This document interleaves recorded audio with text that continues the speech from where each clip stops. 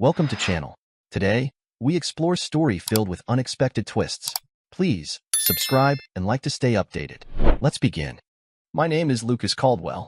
I'll turn 26 next spring. Only my grandma and wife refer to me as Lucas.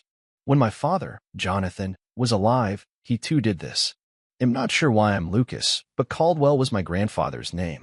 My parents were born on the same day, and by a weird chance, they died on the same day 21 years later. My mother, Isabella, died at the age of 21. I can't recall anything about her since I was only a few months old at the time. Nobody ever spoke about her. My father died on a desolate roadside. His automobile drove off the road and collided with a tree. He was under the effects of alcohol but not intoxicated. They believe he may have fallen asleep since there were no skid marks. They were never able to figure out why he was on the freeway. My father and grandparents raised me with my grandmother until I was 7.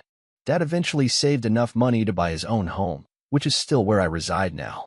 The home is in a typical rural location, one of those subdivisions where every third house is identical. My father died 5 years ago when I was in college. He had a restless spirit. Dad never said I love you, but when he got home from work, he always found me and hugged me tightly. I can't remember a day when he didn't smell like whiskey. We didn't have a single bottle of alcohol in the home, despite the fact that he spent a lot of time at his favorite pub. I don't believe he had an issue with drinking. Photos of him from his many years as a darts champion still remain on the bar's walls. Dad drove a truck and knew almost everyone in town. When he was unwell, his neighbors visited him with soup and elixirs. Dad did not believe in painkillers, so witch's brew, as he termed it, was the sole treatment he used for his maladies. I'm not as fortunate. If I became ill or in discomfort, he would take me to the doctor for an injection in my buttocks. I have learnt not to whine. Dad enjoyed playing rugby, as did I. Regardless of how brutal rugby was, if I complained about an injury, he would taunt me, let me know what size dress I need to buy you, Lucas. I don't recall us having a party. Dad was a loner with a very tiny network of friends. It was rare for him to date the same lady twice. Attempts to set up a date for him were unsuccessful. When Dad died, Grandma bought for a lovely headstone. Jonathan Caldwell, Isabella Caldwell, loving parents of Lucas Caldwell. I had never gone to my mother's grave before my father's burial. I have a civil engineering degree. I work for the city on road repair projects. I didn't set out to work on roads, but I was motivated by a couple lectures as a sophomore in college. I interned in the city between my junior and senior years. The timing was ideal since one of the old-timers was retiring around the time I graduated. I married Sophie, my high school sweetheart, and we had a 4-month-old kid called Jonathan Henry. Sophie and I maintained pace throughout high school. I damaged everything by sleeping with a female who let it happen to everyone. You know how high school students are, scared of dying as virgins. There were plenty of tears. We just ended our relationship since I was attending college and Sophie was not. We said hello when we ran into one another during the holidays. After graduating from college, I came back home, and about a week later, Sophie was on my doorstep. I would still like to see if we have any magic left. We started the painstaking process of reconciliation. Sophie told me she had her own place in the city. Sophie's father got a job many hours away, and her family relocated soon after she graduated from high school. Sophie worked as an accountant for a downtown clothes boutique. After a few dates, it became evident that we had great chemistry.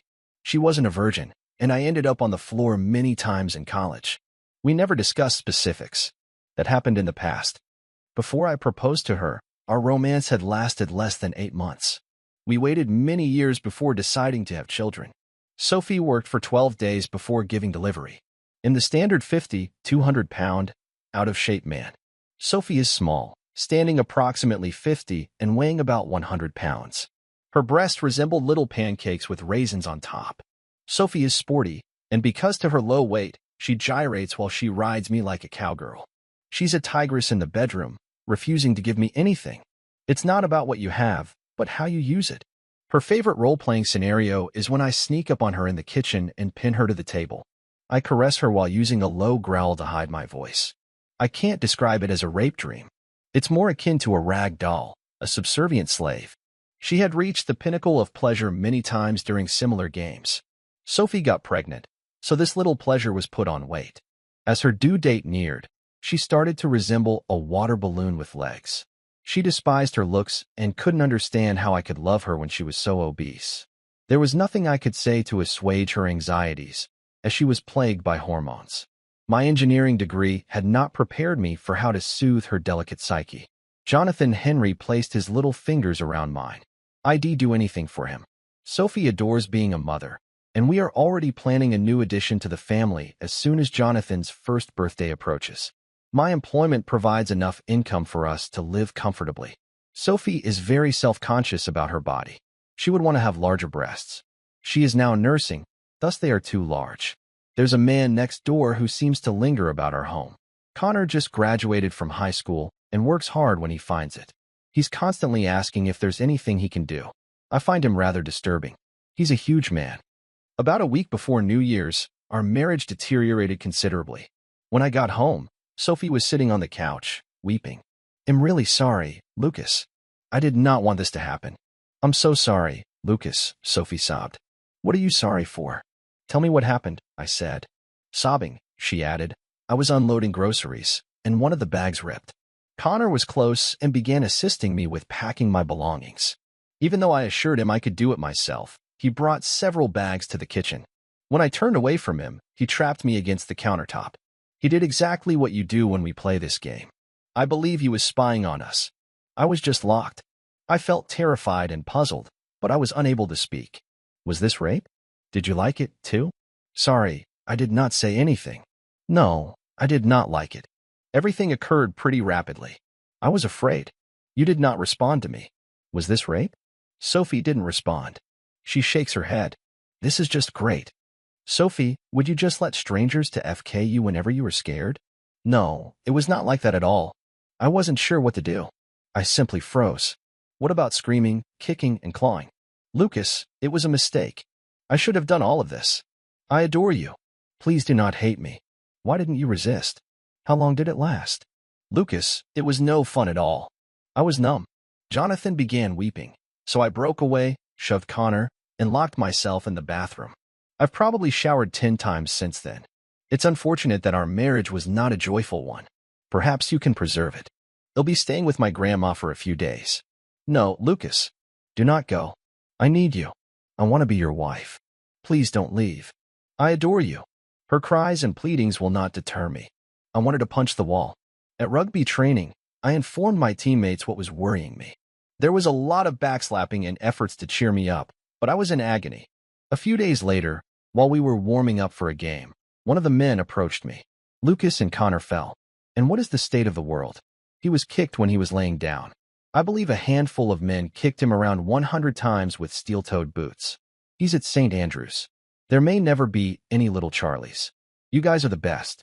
After the game, I returned home. Sophie started to scream and plead. "I'm so sorry. I made an error. I adore you. Please do not leave me. I'm not ready to discuss." I grabbed a shotgun shell, wrote Connor on it, and kept it in my pocket. I located Connor's room in the hospital. Throughout the onslaught, he attempted to defend himself with both hands. His hands couldn't withstand the steel toes of rugby boots. Both arms were in casts, and he had several tubes attached. When he spotted me, his blood pressure rose, mirroring his mounting panic. I showed him a shotgun round. "Connor, I'm not going to hurt you today.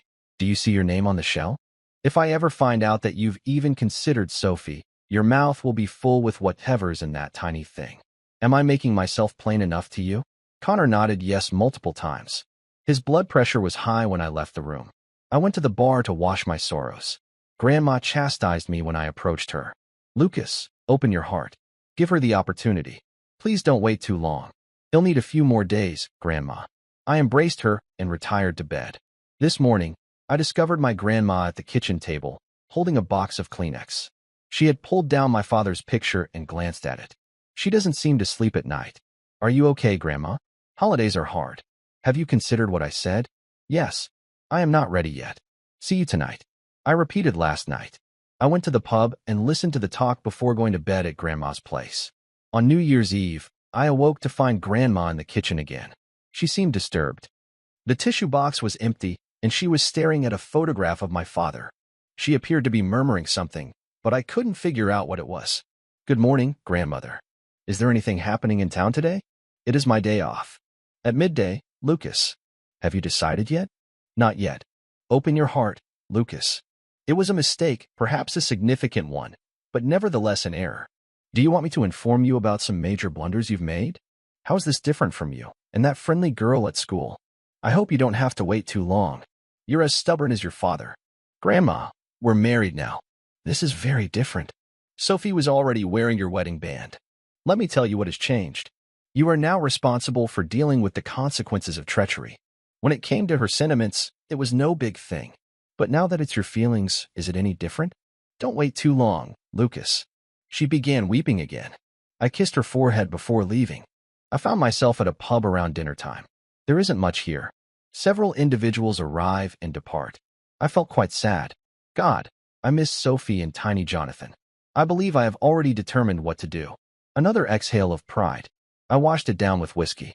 I knew booze wasn't the solution, but I was very certain milk and water were. Hey, guy. He extended his hand. You look exactly as I feel. My name is Adam. I've been following you for a long time. Can I join you? I glanced up and saw a man approximately my age, maybe a bit younger, with vacant eyes and an indifferent expression.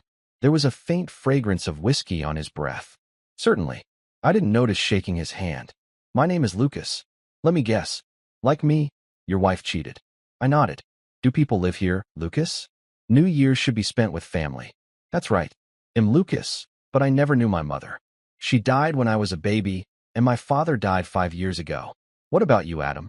Well, if you're Lucas, then it'll be Henry. Both my parents are alive. I'm alive until I figure out raising a child. I found out about this a few months ago, last week. My lady at the party cheated on me. Anyway, she felt guilty and broke down after several days. At your place, my neighbor forced himself on her, but she didn't stop him. That night, she couldn't stand it. Let me guess. I'm really sorry. It was a mistake. I love you. Do not leave me. Yes, all of this. There's probably a script they all follow. I'm telling you, Lucas, I was cruel. I made her tell me everything down to the smallest detail. She was beside herself with grief. I didn't back down. I said that I would most likely get a divorce. I hear you. I haven't applied yet, but I'm going crazy thinking that I will. I should have calmed down, but I couldn't. Chew and swallow the last piece of pride.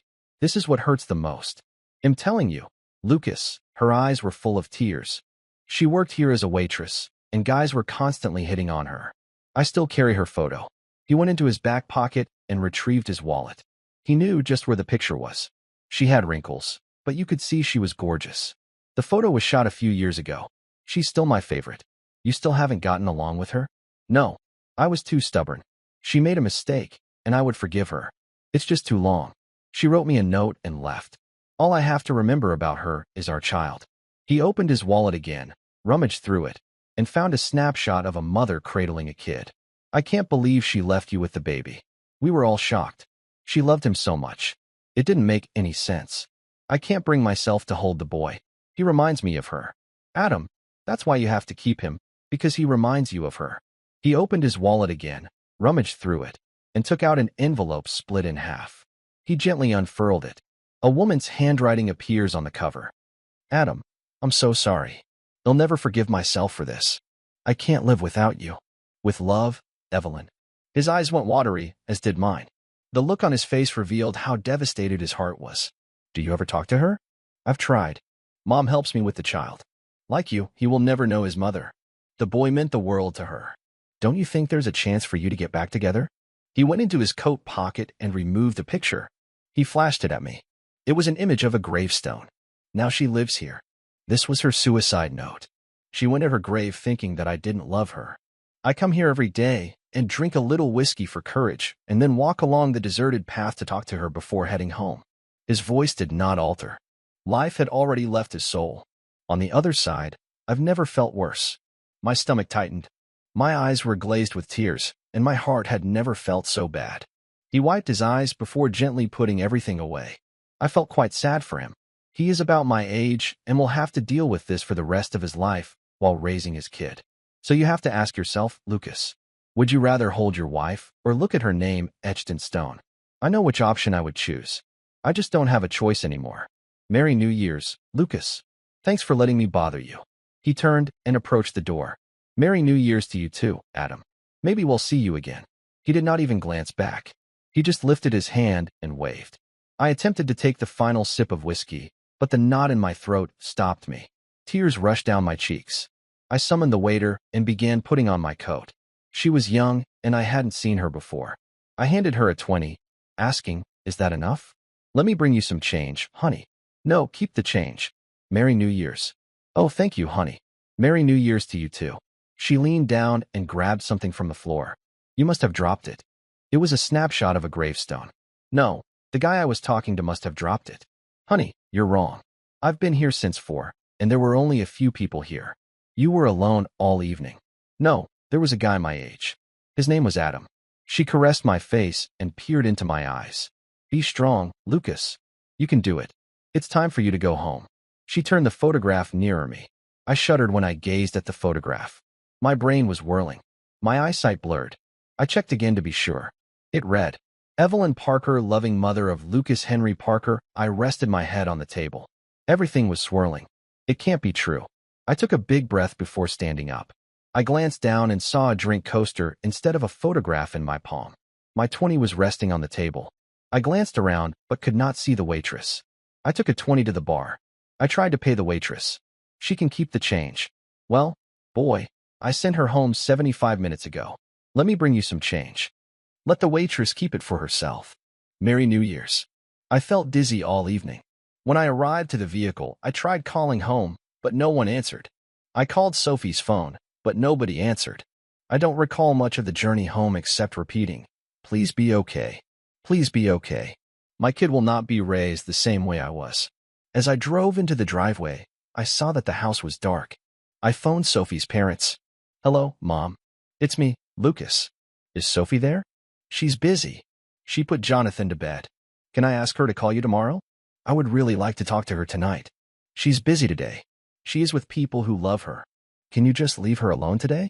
Please tell her that everything is forgiven and I want her back if she agrees." I was greeted with silence. I came inside the home and headed right to the bedroom closet. I brought out a shoebox containing my father's belongings. I sat in the living room, opened the shoebox, and saw his wallet. I carefully took out the 2 images and the note he had showed me before. The photographs had yellowed somewhat.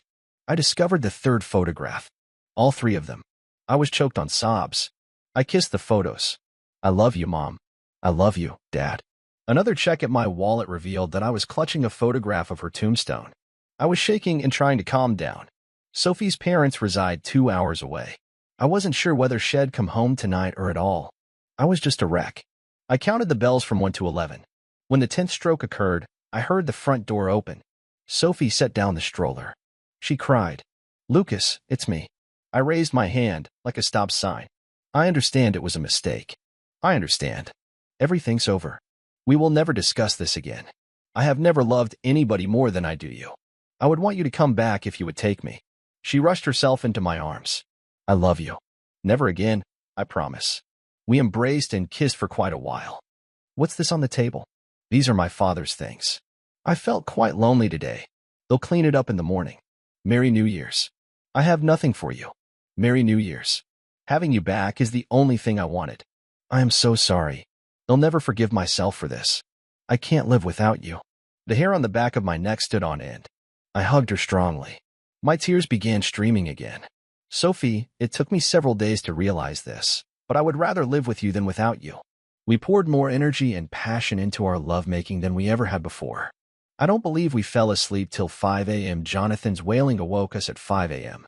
"Come on, get dressed. We need to go to Grandma's place." Grandma was seated in the kitchen, holding a box of Kleenex. When she spotted us, her eyes brightened up like a 5-year-old kid discovering presents beneath the tree. She embraced Sophie and kissed her forehead numerous times. "Sophie, you were unsure what to think. Grandma really needed this." "Lucas, you made my New Year's. I'm sorry I made you cry, Grandma." Grandma placed her head in my chest, hugging me hard. Sophie stood in the kitchen later that morning, cradling Jonathan in her arms like a mother. Grandma snapped a snapshot of my father. I helped her rehang it on the wall. "When did you stop calling Dad David?" Her head cocked aggressively towards me. Her face had a peculiar look of astonishment and alarm. On the first New Year's Eve after Evelyn's death, he returned home and announced that he would be Michael and she would be Evelyn. David and Lily were too painful for him. This was the strangest thing. He also pulled you out of the crib. Until this moment, he seemed afraid to hug you. You slept in his arms all night. Since that night, he hugged you every chance he got. Are you okay, Lucas? You look a little pale. I felt a tightness and started to quiver with some vigor. You'll be fine. Grace, David would be so proud of you. It may not have meant anything to me yesterday morning, but it did tonight. Sophie and I arrived home about dark. While Mother put Jonathan to bed, I started putting away my father's belongings. I glanced at the images again and started shaking as my tears flowed. That was her. She was a waitress. Connor gone. I don't chase Sophie around the kitchen any longer. Jonathan has a younger sister named Evelyn. In one of life's strange coincidences, she was born on the same day as her brother, 2 years apart. I paid for a new headstone. Michael David Parker, Evelyn Lily Parker, together forever. Loving parents of Lucas Henry Parker. Sophie refused to trust me when I attempted to describe what occurred that evening. I warn you, Lucas, not to drink on an empty stomach. I can't describe it. I know that every time I find myself in a tough circumstance, I touch my face where she touched me and reflect on her words. Stay strong, Lucas. You can do it. Thank you for listening to this tale. Now here is another fascinating one for you. I should be at work, but I am curiously calm, sitting at the kitchen table with a cup of freshly prepared coffee. I needed to calm down. I typically find this to be a really calm activity. I used to do this on a daily basis when our children were little. I'd wake up around 75 minutes earlier than the rest of the family simply to appreciate the silence.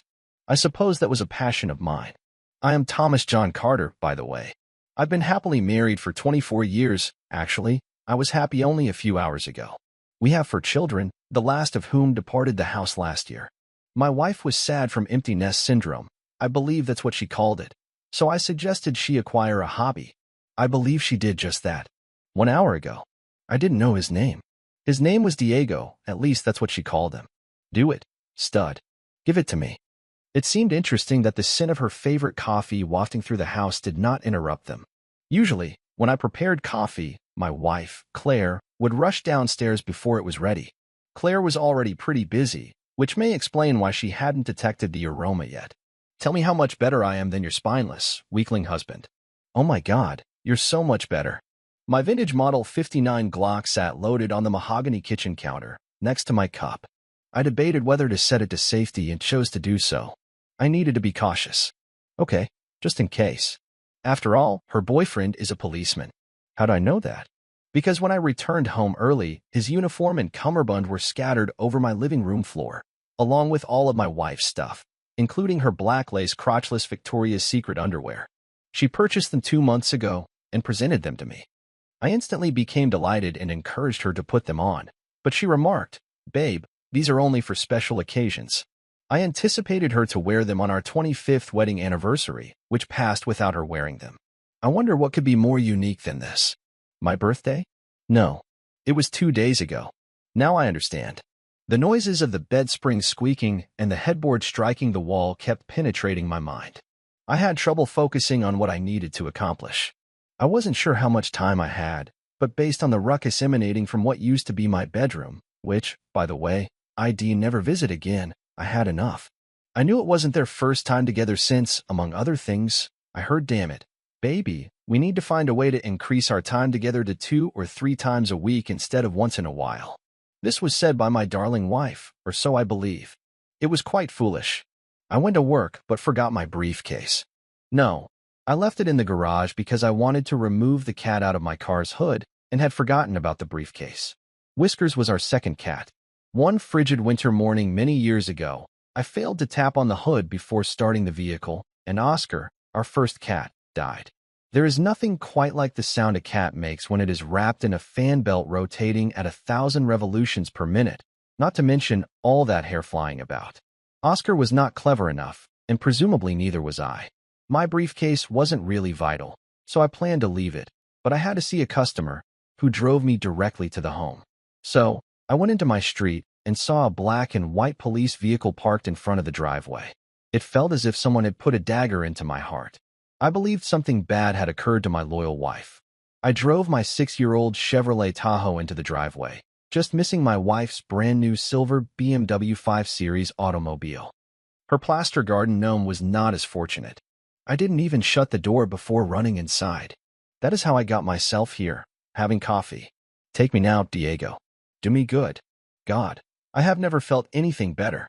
It was quite uncomfortable, and instead of coffee, I want alcohol, but I determined that I still needed a clean brain. I have to confess that their impassioned shouts were distressing, and watching it was much worse, but I had to see it in order to get the required film and audio. To be honest, witnessing them have sex in my bed was not the most frightening element. The most uncomfortable part was my wife's verbal humiliation of me. God, you're so much better. Better than Thomas. Give it to me, baby.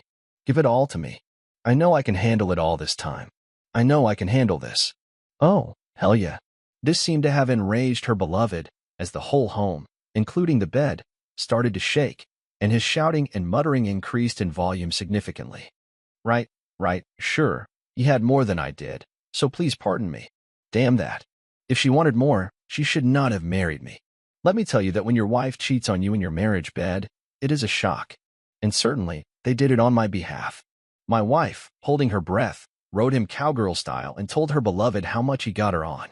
Even after seeing and hearing enough to persuade a jury of what was going on, part of me still didn't believe it. But my wife was 49 years old, and the moron she cheated on me with couldn't have been more than 31, and he was in excellent form.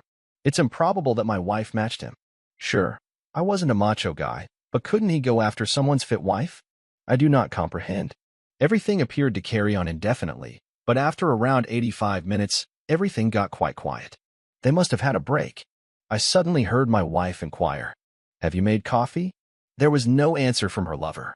I just heard Claire say, "Oh my God," followed by a lot of rushing about and the sound of closet doors, dresser drawers, and laundry baskets opening and shutting. I believed they were eliminating evidence from their date. I heard them descending the stairs. They both arrived in the kitchen, nude and shrouded in blankets. They saw me. Claire took a quick inhale since I was present. Her partner did the same. I'm not sure whether his amazement came from seeing me or the Glock Model 59. He took a sneaky glimpse at his outfit and grew frantic. "It's not there, Diego." "What?" "Your service weapon. Your boss took it with him when he left. He is a kind person." He really faded before my eyes, and I could see his lips trembling in sorrow.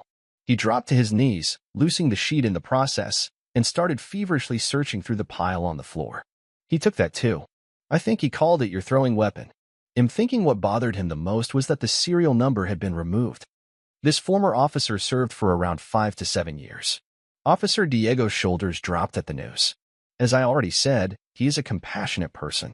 We had a nice conversation while you two lovebirds were upstairs doing your thing. Diego hurriedly peered out the window to the street. Yes, he also took your patrol car. Your boss said that you provide security on a construction site. He was going to take your uniform too, but he thought you might need it when you leave here. But where did I stop? Oh, yeah. After Sergeant Perez got his video of you both and collected your weapons, he spotted my Glock and asked me, "Is this your weapon?" "Yes." "Licensed." "Do you know how to shoot it?" "Yes." "Are you going to shoot one of them?" You know we get angry if civilians shoot someone, even if they deserve it. One of the benefits of our job is that we can shoot people, but you can't. I assured Sergeant Perez that unless the moron had a third weapon that we were unaware of, no one would be shot. His supervisor responded yes and walked to the door, stating, "Oh, do me a favor and tell Officer Johnson not to come to the station. We'll call him when we want to talk to him. I have never seen a cop weep before. It's time to take up your weapon. You don't have a third gun, do you?" He shook his head negatively. We checked, so I knew it wasn't. I was only trying to make a point. I wasn't aiming at any of them. I simply waved at them and went on with my narrative. Perhaps you could call your wife to give you a ride home. Probably not. She was too upset about the video I emailed her of you two in my bedroom. It was difficult to comprehend what she was saying, but it included her father, the head of police, and how could you do this to your children? She informed me about them. You seem to have a wonderful family. Too awful. Despite the present scenario, I am having a lot of fun. It was as if the bait had caught a fish, and I was only playing with it. I would ask my wife to take you, but her car was confiscated. What? Claire shrieked. The police impounded your car, Claire, because there were a couple of ounces of unaccounted weed in the front seat. Sergeant Perez said that they generally simply issue a ticket if they do anything at all, but he believes they owe me something for all the problems the police department has created. Don't worry, he replied. You can probably pick up the car in several days after they do all their due diligence. Oh my God.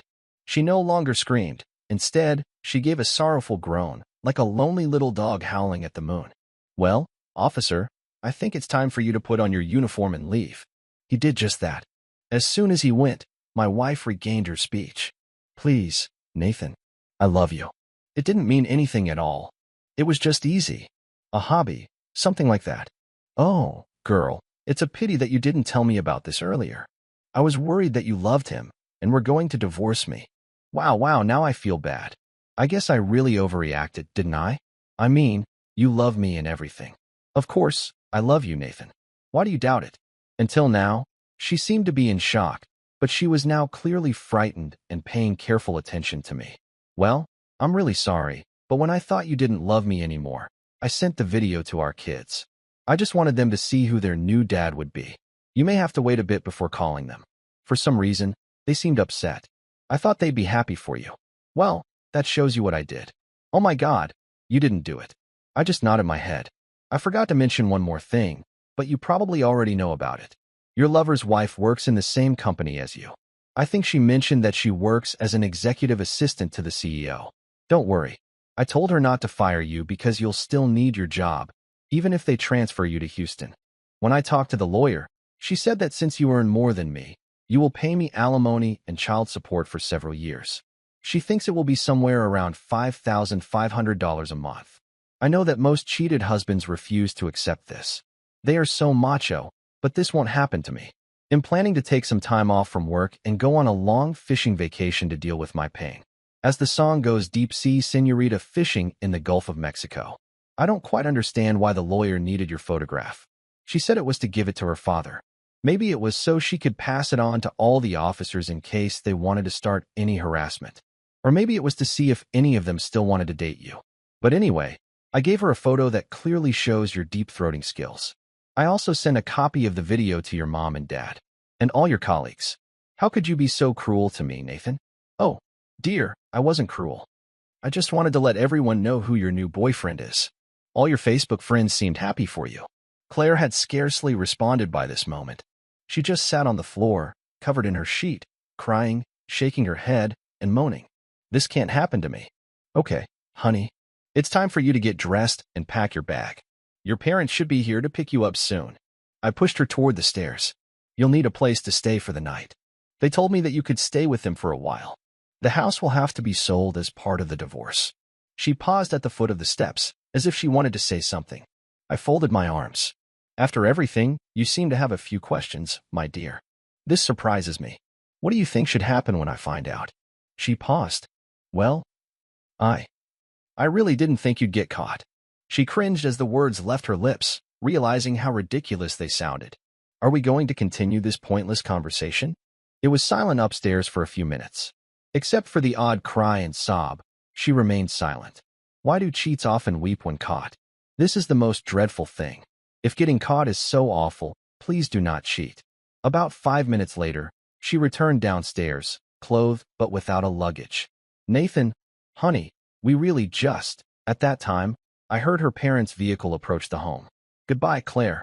As a gentleman, I held open the door for her. She paused, staring at me one more time, like if she had something to say. Then, without saying anything, she strolled outdoors. The door closed behind her, and her 24-year marriage came to an end. I didn't feel furious anymore. I didn't feel sorry, either. I simply felt done. That's how 24 years of marriage ended in one night. What would you have done if you were Nathan? Please let me know in the comments. And if you want to see more articles like this, remember to like and subscribe.